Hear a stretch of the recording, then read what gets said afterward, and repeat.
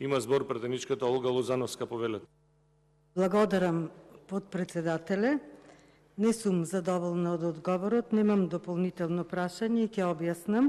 На барање на градоначалникот на општина Битола за финансиска помош на делот на реализација на проектот за изградба на прифатилиште за бездомни животни, во одговорот пишува дека во буџетот не биле планирани финансиски средства за оваа намена.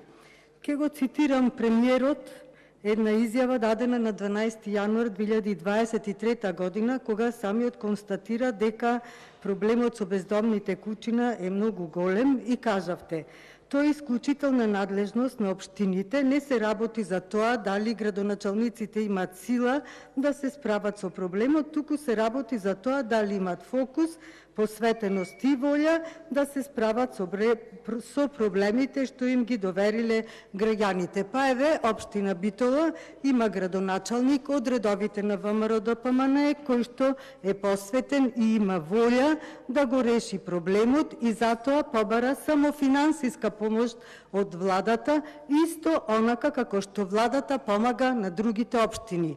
Па се прашувам, дали граѓаните на општина Битола не плаќаат данок, дали граѓаните на општина Битола не плаќаат доволно данок, дали граѓаните на општина Битола треба да плаќаат дупло данок, па да му се помогне на самата општина. Општина Битола платија огромни суми на средства. Ви благодарам, почитуван премиер, за вниманието. Разговарате на телефон, тоа е непочитување на пратеник. Платија огромни суми на средства заради криминалното работење со енергетскиот систем. Општина Битола од 2016 година со забрана на делување на шинтерската служба ништо нема направено околу ова прашање.